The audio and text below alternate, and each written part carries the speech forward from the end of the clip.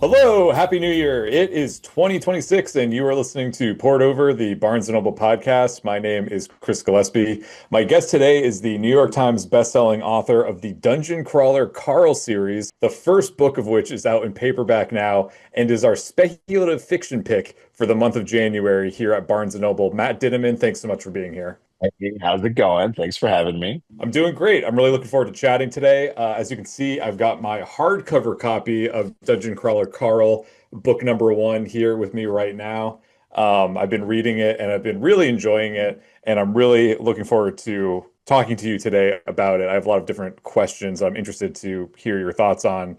From what I can tell from researching online a bit, the past couple of years have been really exciting for you in terms of the direction that your career has gone in. I'm sure that you have a lot of longtime fans who are listening in today, but I suspect that we may also have quite a few folks who are unfamiliar with you. They're unfamiliar with Dungeon Crawler Carl. So before we dive in and start talking about the nitty-gritty of the book and the series and all of the other exciting projects that you have going on, would you mind telling the listener about the publication history of Dungeon Crawler Carl and how we got to the moment that we're at right now? Sure, sure. I mean, we could probably spend the whole hour talking about that.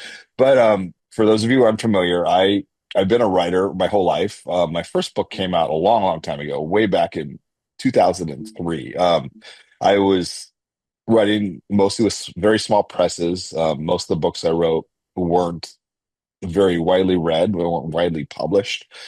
And right around 2017, I wrote my first LitRPG book, which I decided to self-publish because nobody wanted to publish a book that was about someone trapped in a video game. And it did really well. So in 2020, when I started really writing Dungeon Crawler Carl, and I started publishing it online for free on a web serial website called Royal Road. And then because of the pandemic and my job kind of just disappeared, poofed in the middle of the night. I was an artist. I used to travel to cat shows and do artist alley sort of things, and that all stopped. And then suddenly I had no income, so I was pretty much forced to publish Carl on Amazon, exclusively on Amazon, which is what most self-publishers do pretty early, earlier than I anticipated. So in October of 2020, I started selling Dungeon Crawler Carl online. Mhm.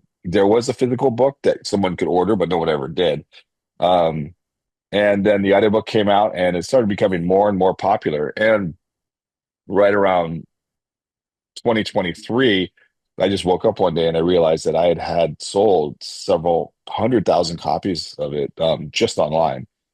And that's right when the publishers started knocking on my door. And again, I don't think I ever would have been able to sell this book in a million years to a more traditional publisher, just based on the story alone. It wasn't until I'd proven that I could sell the story, then they came. So I kind of like went into the back door.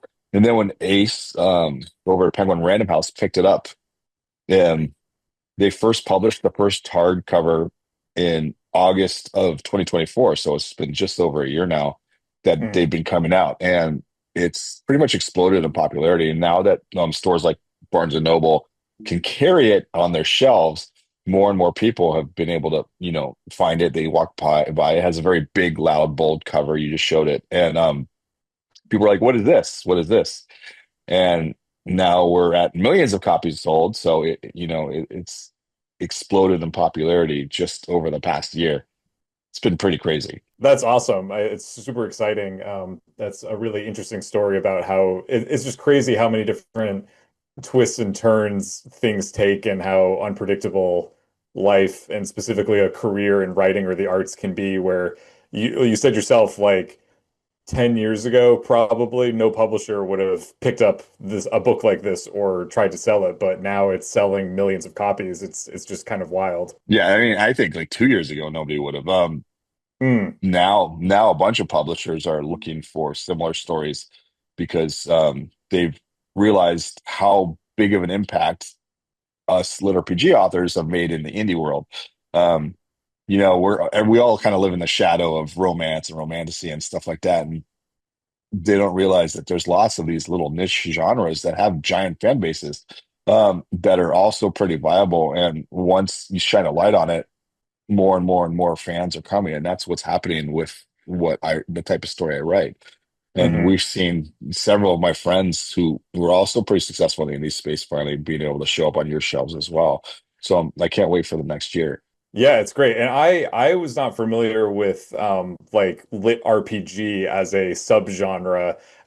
Like I said, I think some of the listeners who are maybe new to you, new to your books, and maybe new to the genre as well may not even be familiar with what lit RPG means.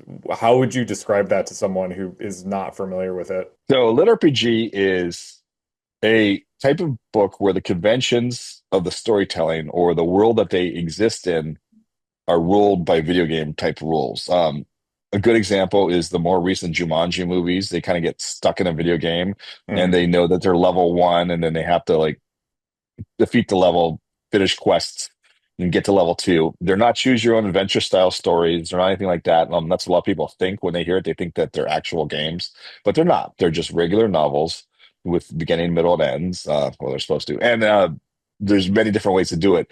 The big example I like to give is imagine you're a warrior and you're level one, and you know you're level one. You can pull up a stat sheet and it says you're level one and you're being attacked, your village is being attacked by a level 10 monster, and you have to go on an adventure and you have to go to the swamp and kill rats. And every time you get it, you get experience points, and then suddenly you're level two, and then suddenly you're level three, and then once you get to level 10, you go back to your village and you can defeat the monster that's threatening you and your family. And all that's inside the book. There's stats, and you can get spells and your weapons. It's just like you're playing like Dungeons and Dragons or a game like that. And it's really fun. And there's lots and lots and lots of books like that. And it's becoming increasingly popular. It's really cool as someone who has played video games for um, as long as I can remember. It's really neat to get to see sort of the two genres or two mediums of written fiction and then also video games kind of collide in this way that is really fun. And if you enjoy video games and you enjoy that kind of structure, but you also enjoy reading a book, this is sort of a wonderful genre and certainly a wonderful series and book to kind of dip your toes into and start to explore that genre. I think it's really interesting too, and kind of this, and maybe this is tying into some of the popularity of it, but I think about how video games are in some way the dominant form of entertainment or um, one of the more dominant forms of entertainment or media that is consumed by people. A lot of times it's men or young men, and that kind of overlaps with there's not always I think there's this idea that if you're playing video games, you can't also be a book person or enjoy books. But this seems kind of the best, almost a wonderful way to get people who are maybe reluctant to read but are really into video games into reading. No, you're absolutely right. Video games do dominate. And then Twitch is one of the Mm, highest, most popular streaming platforms. And a lot of people don't realize that so many people just like to sit there and watch other people play video games, and then they become part of a community. And this is, for the most part, that same sort of fan base moving over to book form. You get like a certain dopamine rush when you play video games or when you watch other people play video games that some people who aren't gamers don't necessarily understand. And a lot of people who aren't gamers are finding that they enjoy it, even if they don't enjoy video games as much as other people do. They do enjoy reading the books. But every single day, I get tons of people tell me, I mean, literally daily, this is the first book I have read since I was forced to read something in high school. My girlfriend made me read it, or it just interested me. And it's one of my favorite things to hear. I'm very proud of that so many new readers are coming into reading because of these types of books. And it's a great gateway. I've been a reader my whole life, so I never had this problem, but I've had such joy in finding from the classics to the new stuff in science fiction, fantasy, horror, and westerns, mhm. my favorite genres. And being able to like lead someone to the water basically is one of my greatest joys in the world. It's you just open the entire universe up to them. And once you find that love of reading, then it changes everything. It opens the world up like in a way you haven't even possibly understood. And that's my favorite part of doing this is getting people to just to read. Yeah, yeah, it's fantastic, and um it is especially important, I think, because, and I'm not saying that there's like a binary where it's like you're either a video game person or you're a book person. You can't Right. enjoy both things. Like I myself can play video games and also read books.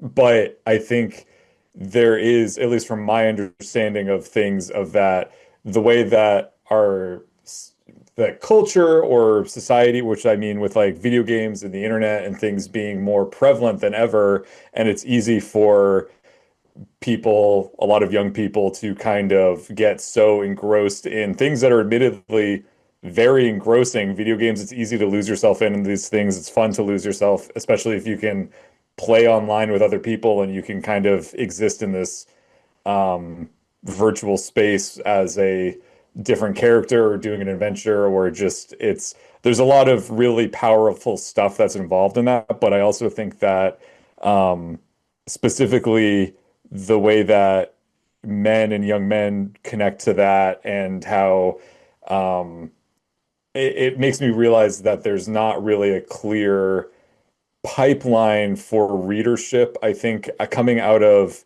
like you're saying, like people who have to read books for school, or even if you think about a store like Barnes and Noble, where there's a young reader section, there's a kids section, there's a YA section, but I think if you go into YA, I think it will become pretty apparent that that's geared towards a very specific type of reader that is often maybe a teenage or a young woman.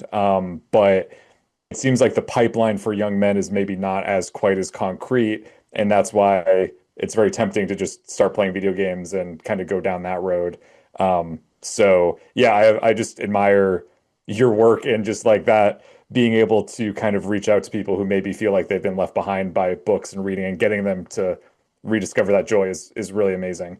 Yeah, I think so too. And Lit RPG, when it first became popular, I would say 95% of the readers were male. And I don't know what the actual statistics are, but it seems like in the real world, 80% of the readers are women. So it was very, very niche. Nowadays, though, Mm, Carl is easily split 50-50, which is still heavily skewed male in terms of the book world, because as we all know, that again, it's something like 80% of the readers are women.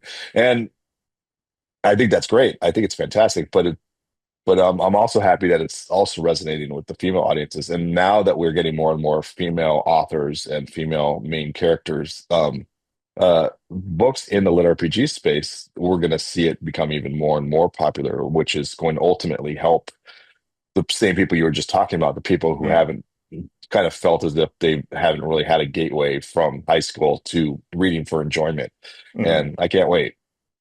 I, I'm realizing that I'm so excited to talk about this book big picture that I'm realizing that there's probably listeners who are like, what is the story even about? I kind of jumped ahead to level 10 instead of stopping at level 1. So I guess we should kind of scale it back a little bit and say, like, for people who aren't familiar with it, what is Dungeon Crawler Carl, and what is this terrific world that you've dreamed up in it? So, Dungeon Crawler Carl, speaking of cats, the cat just walked across my keyboard. Dungeon Crawler Carl is a story about a man and his ex-girlfriend's cat, Princess Donut, who are stuck on an alien game show. That's like the one line. A little longer description is one day, a guy who's watching his ex-girlfriend's cat. The cat jumps out the window in the middle of the night and he goes chasing after it wearing nothing but boxers and Crocs, and a jacket in the middle of a winter storm. And while he's outside, aliens come and they destroy the planet. Anybody who's inside a plant in a building anywhere in the world is instantly dead. So it starts with a pretty horrific apocalypse. And there's an announcement that's made. Basically, we've taken over the planet, and your planet is now the set of the galaxy's most watched game show. and you can go into the dungeon if you wish. And if you do, then you can compete to possibly win the planet back. And the game show is it's very similar to Dungeons and Dragons. You go in, you're level one, and on the first floor of the dungeon, you're fighting monsters who are, you know, appropriate level, and then you have to level up. You gain spells, and what ends up happening is he's with the cat, Princess Donut, who's an award-winning show cat, also a tortie like Sky here, and she ends up becoming a fan favorite. She becomes more powerful than Carl almost right away. And because of some magic stuff, she ends up learning how to talk. And when she learns how to talk, she retains all her memories from when she was a cat before the change and has lots of opinions on Carl's life before he entered the dungeon, which is, a source of great amusement to the viewers watching the game. And we are 7 books out as of right now. Book 8 should be coming out around May, assuming I finish it on time. My deadline is uh, January 31st. I should have it done by then. But yeah, and that's Dungeon Crawler Crawl. And for those of listeners who are listening, that entire time while Matt was explaining that, his cat was walking back and forth in front of him, kind of like Princess Donut. I'm seeing the inspiration for Princess Donut right in front of my eyes as you're talking. I think it's such a fascinating because it really truly, like, within the first chapter or two, the apocalypse happens. There's this very specific kind of apocalypse, and it's also a very creative apocalypse where it's not necessarily that there's an asteroid or that there's nuclear warfare or there's a zombie virus. It's like you said, every structure or shelter on the planet is just collapsed. Like, everything is just pushed down. So everyone who's inside, which is a large portion of the population, is inside It's at any almost given moment. everybody. Yeah. Yeah. How did you come up with that such a unique idea for kind of setting the stage for your alien game show? I I just kind of I'm what's called a pantser or a gardener, right? That's someone who just makes it all up as they go along. And Hmm. I also kind of subscribe to like the improv way of writing. Yes, and. So I come up with a silly, stupid premise. I come up with the characters, and then I just kind of go with it. And I have been yes-anding my way through, 8 books so far, and it's become way bigger of a story than I originally intended because now by without spoilers, by book 8, it's a pretty deep dive into like why is this happening? What is the real purpose of this game show? There's politics of all the aliens involved. It's an examination of human trauma and even though everything that's happening to them is absolutely ridiculous, they're on a game show where it's trying to be entertaining. So like the stupidest things you can think of are happening to them over and over. But the main characters, like Carl, for example, is taking everything that's happening to him dead seriously. Um, and you have that juxtaposition between like the ridiculousness and the seriousness of their situation. And I'm trying to write it as realistically as possible while still doing like the most unhinged things I can think of at the same time. We have like, this things with crabs, things with giant gods, things with llamas that shoot lava out of their mouths, all happening while Carl's mantra is "You will not break me," and his friends are just dying all around him at the same time, and it's it's a really fun but difficult way to tell a story because you have to balance the absurd with realism, and it's just turned into this giant thing that I'd never anticipated when I first set out. So to answer your question, like how did I have that idea? I just came up with the initial scenario. I came up with the characters. Hmm. Like I said, I used to draw pictures of cats for a living. I would go to cat shows, and a lot of these would be like little small events where they would be just like the dog shows you see on TV on Thanksgiving, where there'd be judges and they'd look at the cats and then they would pick the best of breed and the best of the show, and they would also have vendors at these events, and I would sell my cat art. And but while I was there, I would see all these cats, and I also obviously have cats myself and dogs and turtles. A turtle, Tina. But I one time I saw this little torty Persian cat just glaring at me all weekend, and I thought I'm going to write a story with that cat in it, and I did. And now this is where we are. It's there's also this juxtaposition in the book of like you said, this is a very deeply, deeply traumatic thing for Carl to go through. And he, even though the book is very fast paced and it's very action heavy, and there's a lot of um, action right from the get go in terms of them fighting against such a imaginative and unique cast of creatures and villains for them to go against. But throughout that, Carl is constantly reminding or remembering that it's only been a few days since the entirety of planet Earth has been sort of smushed down. And he kind of, even though he's in the moment trying to deal with these conflicts as they're happening, he's also reflecting on what it means that the entirety of humanity has been reduced to about a few million people, and they're currently underground competing in this reality show. But it's juxtaposed against the organization, the government, or the producers of the program who actually do this throughout the galaxy and do this. This is just another season of their show, so they are completely indifferent to any suffering that is going on. Or actually, I guess they're not indifferent because they enjoy the suffering because that creates good TV. Right. And that is a reoccurring theme throughout the story and anything I write, honestly. But it's like you said, the story starts in January and it's going to end in April or May. It's very fast paced, and Mm-hmm.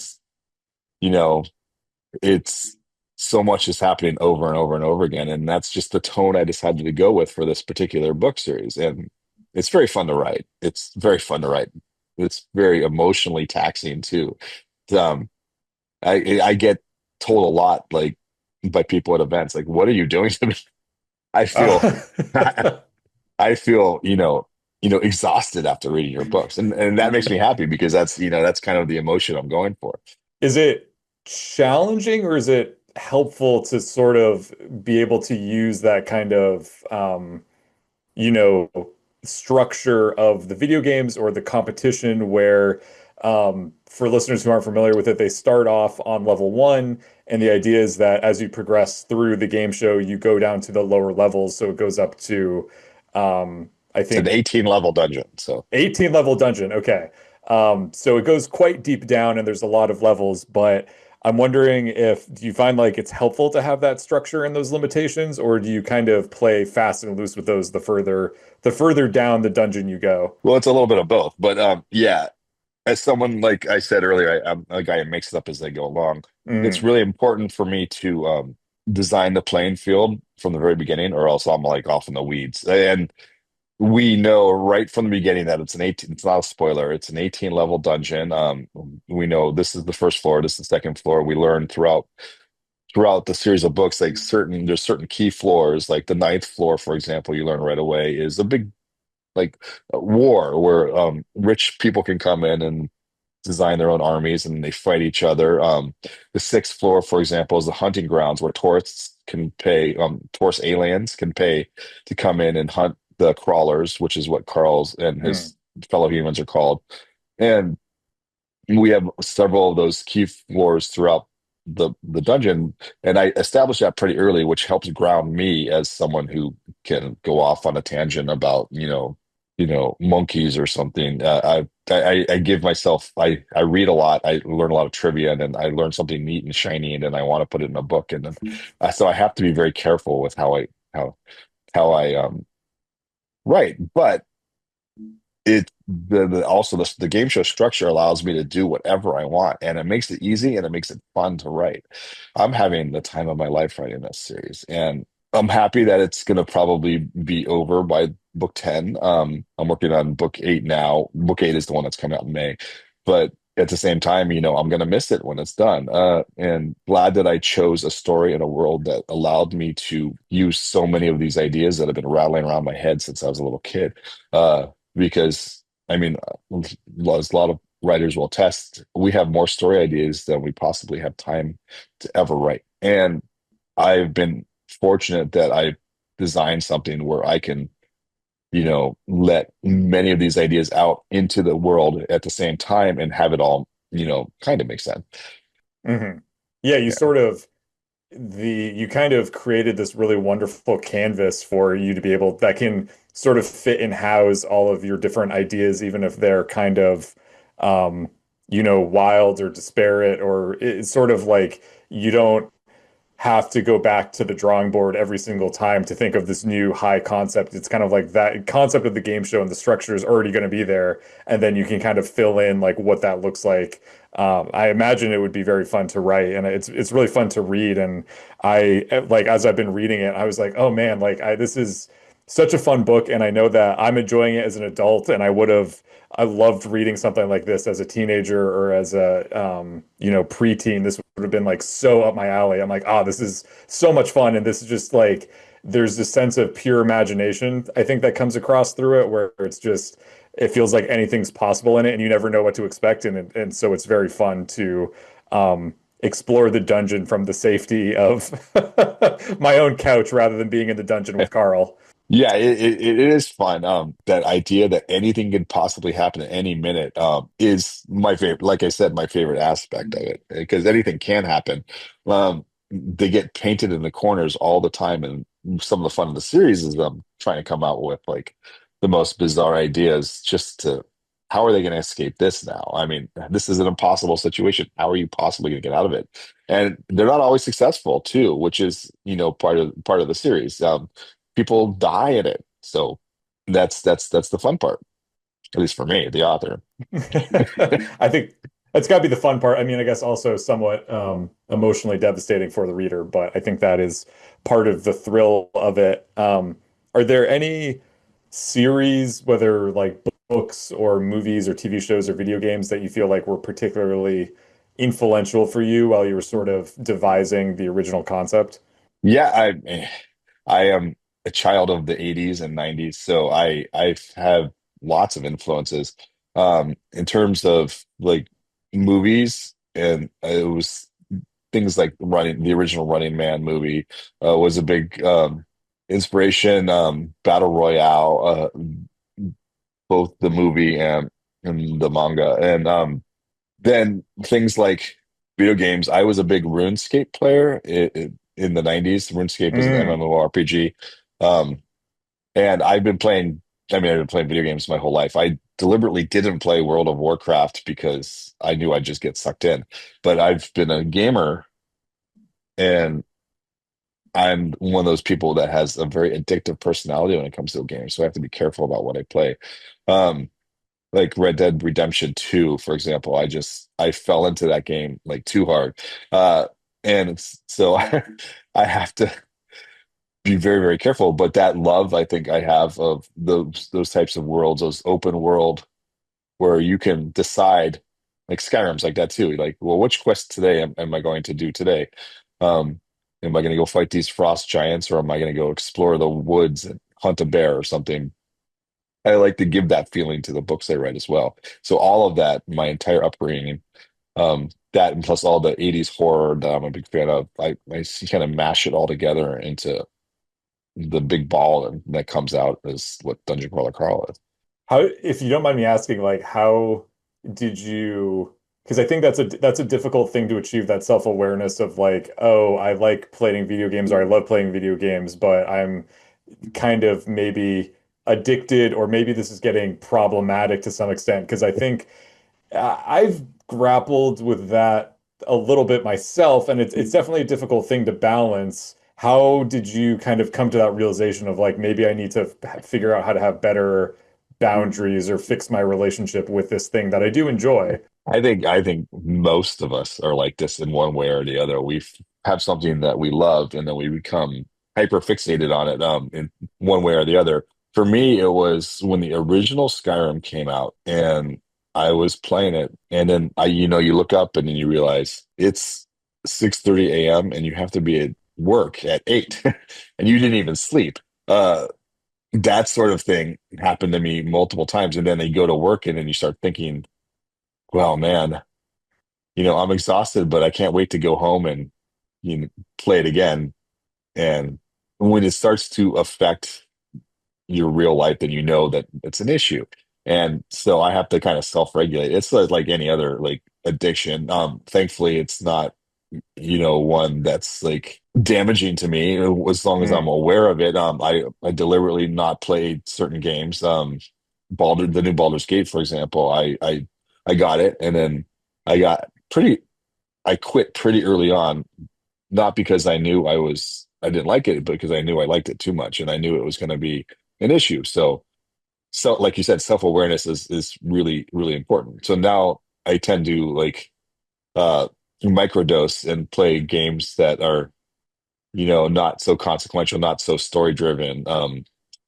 And then I can, leave them whenever I want. It sounds like such an addict thing. Uh, no, so like I was playing like Power World, for example, which is the Pokemon ripoff game. Yeah. Pokemon with guns. That's just fantastic. But that game has no storyline whatsoever, so it's really easy to like just leave it where it is and come back to it later when you feel like playing.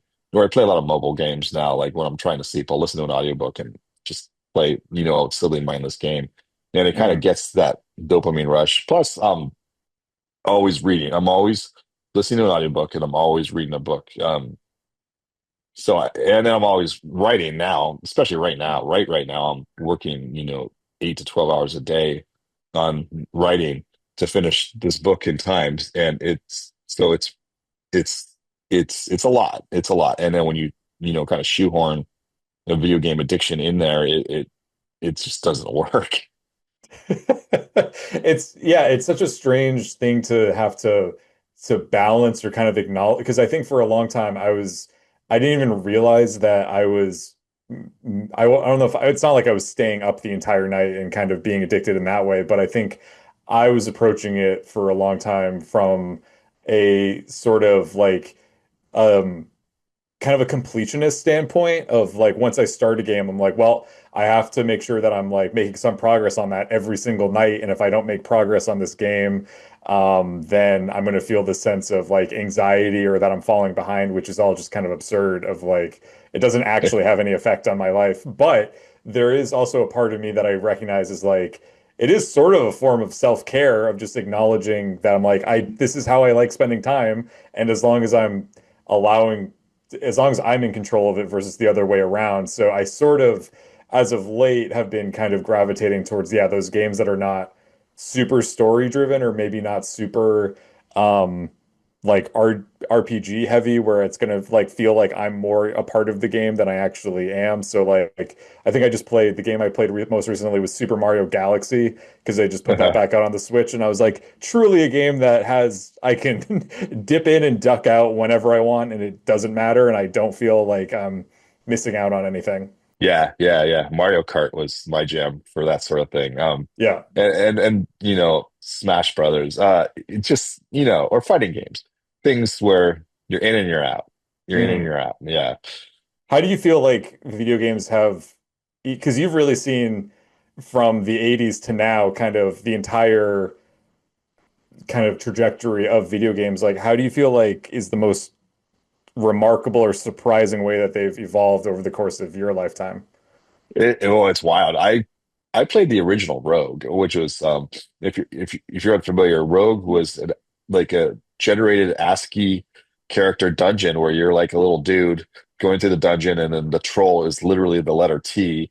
And every time when you die, you die. That's it, and then you have to start the whole thing over. Hmm. That's where the term roguelike is from. And these are games from the early 80s, and then I moved to like the text-based games like Zork and the original Hitchhiker's Guide to the Galaxy game. And then I moved to Muds, which were like the dial-in games. And the Muds were the first games where they like kind of remembered and saved your progress, if that makes sense. You could collect things and you kind of had a sense of, more of an open, wide world. And at the same time, you're also interacting with other humans. And the graphics are just getting better and better and better and better. The worlds are getting more and more and more elaborate.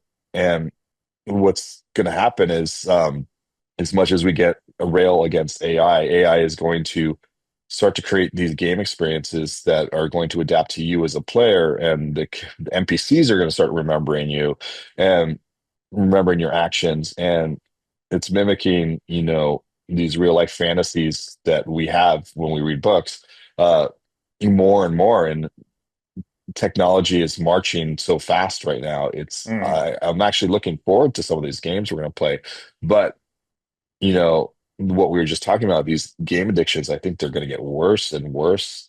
Um, and we're going to have to find a way to counter it. But I'm looking forward to the future. It's fun. It's fun, mowing down goblins in a fantasy dungeon. It's fun being in a spaceship flying from one space station to the next, and then discovering a planet that no other player has ever discovered and staking it as your own. And we have it's one of the reasons why Ready Player One was such a popular book. It wasn't just all the pop culture references. Ernest Cline, he really tapped into that imagination of, this is where we're headed in terms of the internet and games and the ability to, explore worlds from the safety of our home. And I'm looking forward to it with a lot of, trepidation, but I can't wait to see where we end up, even in 10 years from now. Yeah, yeah, because I mean, you combine AI with, virtual reality or things like that, and I mean, you truly are um, potentially looking at people not, completely beaming their consciousness into a game, but pretty close if you're, in a environment or you're being perceived like you're in this virtual reality that seems to be as complex and as lively and dynamic as the real world. That seems to be a possible future, but I see the downsides and challenges that that could present of like if you think video game addictions are bad now, wait until people are feeling like the video game is their real life versus the real life. Like if they feel more at home in the virtual world than they do in the real world, which I can also very much see that being the case. Yeah, it's all this new technology is a huge double-edged sword. I mean, even AI itself, so controversial because of that sort of thing. I mean, I will never use AI to write a book or to, I would never present art in a way that has any AI hand in it. But at the same time, we have AI that can detect breast cancer, for example, from a Hmm. scan much faster than a human could. And we need that. That's what's going to save the world. But it's hard to, keep the helpful without, cutting out the easy, and cutting out the what the large corporations will, skip out over the poor artists who are trying to make a living. And it's I don't know how it's going to work. I don't know. We'll see. And so everything good comes with a very, very sour side, and we'll see what happens. And I think I also like am cognizant of it's easy to kind of view video games as this, not that they're always negative, and I mean I think that this has changed the more the video games have become and video game culture has become more and more mainstream. So like I I don't think that it can be blamed all for society. It's not like this No, no, of thing course that, not. but I think that there are a lot of positives that can come from it too. Like there are things that are valuable. I know that there are things in my own life that I think are positive to come from a life of playing video games. No, I love video games. I mean, I Yeah. I don't want to make it sound like I hate games. I mean, Right. Yeah. I I'm writing a book for gamers. I have another book that's coming out in February called Operation Bounce House, which examines toxic gamer culture pretty extensively, and that it's a standalone novel. But I think it's important to note that they serve in a very important purpose in our society. Um, it gives us entertainment. It's a relatively inexpensive way for someone to spend hours and hours and hours and hours and hours just forgetting about, the real world for just a minute. And they can be extremely therapeutic and extremely helpful. But again, like I said, everything that's good and helpful and warm and makes people feel safe, makes people have a good time, has the dark side because it's really, really easy to overdo it. And Mhm. and I, there's lots of terrible people out there that once they have a screen between them and someone else, they tend to let their dark side shine a little too bright. But I truly believe in that the vast majority of people are inherently good, and that's what makes all of this a joy. The communities we can find online and in games, when we cut out the toxic people, is truly life-saving for people who otherwise wouldn't have that sort of community. I did want to talk to you about along those lines. I know that you are either, I think you're going on a book tour, right? In In early February for February. yeah. Um, so you're going out to promote the new book, Operation Bounce House, which is not part of the Dungeon Crawler Carl series. It's its own thing, like you just mentioned. But then you're also doing something called Dungeon Crawler Carl Live. Uh, Yeah, that's in the UK in March. That's me and Jeff Hayes, who is the audiobook narrator for Dungeon Crawler Carl. We're going through the UK, and it's just me and Jeff Hayes chatting about Dungeon Crawler Carl in front of a live audience, and I'm really looking forward to that as well. and you're going to, I saw that you're going to New Zealand as part of that. I I am. So Live Nation is putting that tour on, and I happened to mention to them that I was going to be in Live Nation. I mean, I was going to be in New Zealand anyway that weekend for it's a private authors event, and they're like, "Well, you're going to be there. Let's give you an event there." And then they attempted to do a bunch of shows in Australia, which I would love to do, but unfortunately, the timing just didn't work out. But I will get to Australia eventually because I've never been there. I've never been to New Zealand either. I'm looking forward to it. Yeah, that's so cool. And I mean, just like you're saying, like going back to the whole thing about, the online culture or video games, they can be the source of tremendous community where people meet lifelong friends or they meet their partners, romantic partners. Like the fact that that can also be brought into the real world, but not even just in the real world. Like you're going to the opposite side of the globe and you're going to meet with these people. That's amazing. It's insane. Yeah, it's insane. It's so cool. There are also a few other things coming up that I wanted to let the listener know about because there's 2026 is a busy year for you because you got It book is. book 8 of Dungeon Crawler Carl is coming out, like you said. Looks like right now it's slated for June 2nd. That one is called A Parade of Horribles. Hmm. And I as think the you've date's actually been moved up a few weeks, but I'm not positive. We'll see. Um, Uh, so late spring, early summer for that. And as you've been writing it, you've been posting excerpts of it on Patreon. yeah, so I on my Patreon, I write my Patreon members who've been with me since book one Mhm. get to read the book before anybody else does. And they're the ones that vote on like the fan boxes. They vote for things that happen in the book. Again, it's as the pantser, someone who makes it up as they go along. I like this. I like being painted in the corners by my fans. They always vote for like the most ridiculous things, and then I have to figure out a way for Carl and Dunn to get out of it. And so, yeah, my Patreon is a great sense. It's a great community. There's a Discord where they all hang out and talk. There and on the Reddit, there's a subreddit on Reddit for Dungeon Crawl Carl, which has over 100,000 members by now. It's just insane. But there's that, and we also have there's a webtoon, which is like an online comic. The printed version of that is also coming out in stores on your Mhm. shelves in May as well.